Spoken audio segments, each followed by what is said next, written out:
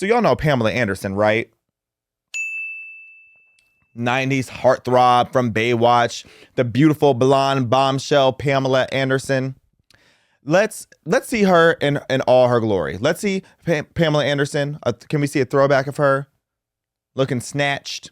Yes, the gorgeous Pamela Anderson. She has been around for a long time. She's like a pretty unproblematic person these days. Very nice lady. Well, she has been on this kick lately that I respect. Some people were saying it's attention seeking, but to me, I'm like, you think about what it must be like to be a global sex symbol as long as she was. I'm sure she is tired of frying her hair, caking on makeup, all the different aggressive beauty standards that she has to follow and has been setting for so many years. I know, like, that has to be exhausting. So she has been on this kick lately for a while where she is just rocking the no makeup look, which I respect. You know, I think that natural beauty has been underrated lately, and beautiful. Sorry, the picture just caught me off guard. Shout out to Pamela Anderson and this natural beauty. She looks gorgeous. She looks hydrated, moisturized. She looks fine for her age. She's doing her thing. Well, apparently her being complimented for her natural beauty has been deemed racist and transphobic. Let's play the goofy of the day. I need y'all to see the inherent transphobia and thus anti-blackness that is embedded within this compliment. I thought this was satire when I watched it, mind you, but Pamela she's dead serious. Anderson not wearing makeup at a time where anti-trans legislation and transphobia is heightened. I need you to get that this is also signaling Pamela Anderson is a real woman. Look, she doesn't even have to wear makeup. Pause. And she doesn't have. You get it. Pamela Anderson is a real woman. She didn't have to cut out anything. She is a real woman. With or without makeup, Pamela Anderson is a real woman. So when you say it's signaling that, no, baby, that's just what it is. That's just the tea. And if we're going to be so for real, I'm glad that you see it too, because nobody said that. First of all, before we even play the rest of this clownery, because I actually haven't watched the full clip, I saw it just up until this point, and I was like, oh, she's the goofy of the day. Because, come on, be so for real. Be so for real. Nobody in that article is talking about trans women. Y'all make it about these chicks with, with attachments all the time. Be so for real. And then you have these celebrities who talk about, oh, trans people are not invisible, the trans erasure, trans visibility. All you do is talk about them. We have no choice but to see them. Okay? So let a real woman cook. Bruh. Let a real woman be a real woman in her natural state. And this is so anti-feminism, mind you. You're mad at her because she's being told that she looks beautiful without makeup. You are the opposite of a girl's girl. You're a man's girl. And that's all I got to say about that part. Let's keep it moving. What other clown things she say? When she does it, she's ethereal doing it. Yeah. Mm-hmm. Yeah. Mm-hmm. Look, and this is in style. Here's another example. This is Elle also calling Pamela Anderson ethereal. And then I saw it again, and that may make you think, well, this can't be transphobia.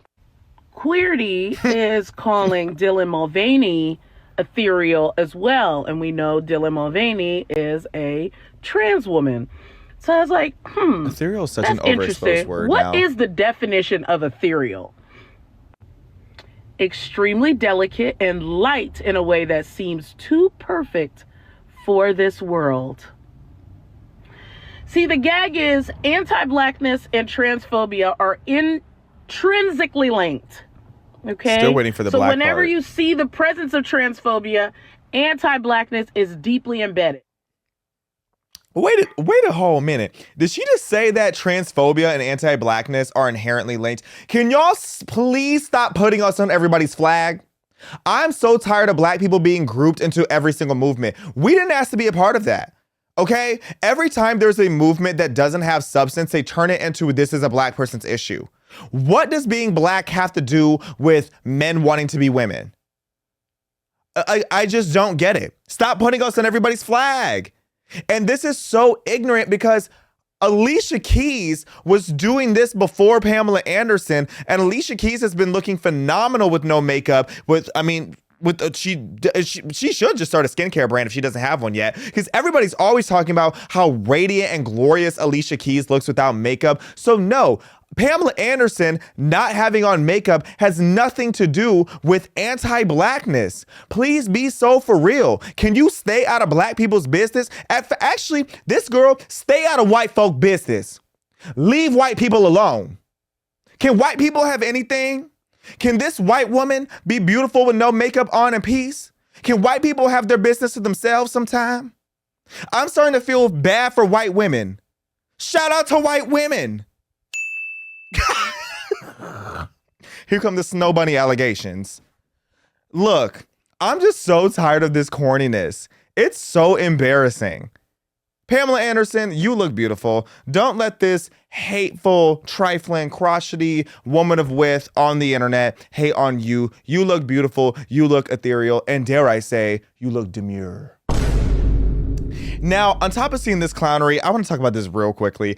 Demi Lovato, a year ago, so you remember, Demi Lovato has come out more times than I think anybody has. She was bi, no, she was lesbian, then she was bi, then I think she was trans for a little bit.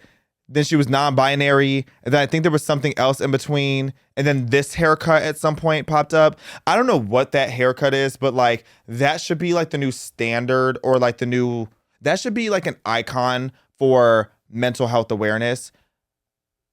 This picture just still makes me uncomfortable. Shout out to Paris Hilton, though. Paris Hilton will always be that girl.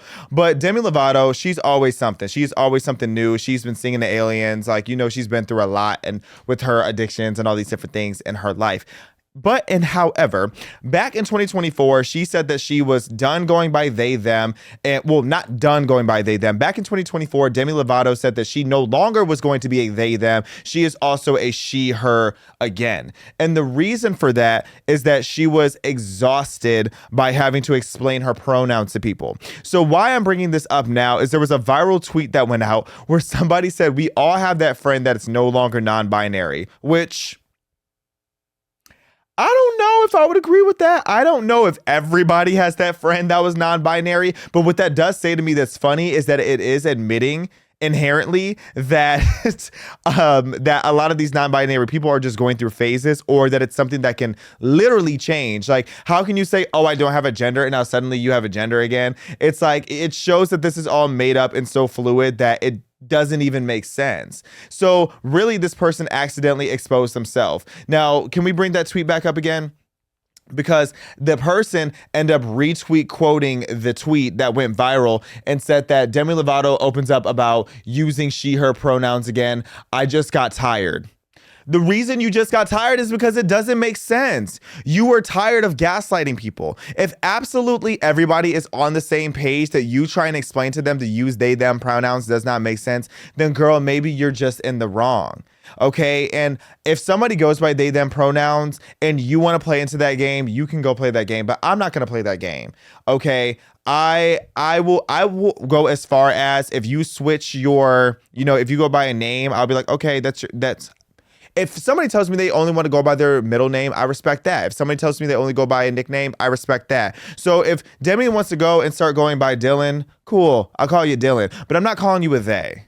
Like, don't do too much. You're one person. You might have multiple personalities and a lot of voices in your head, but baby, you still just a she, her. You are still a she, her. You are a one singular person. You are a one person woman. So that's all I got to say about that.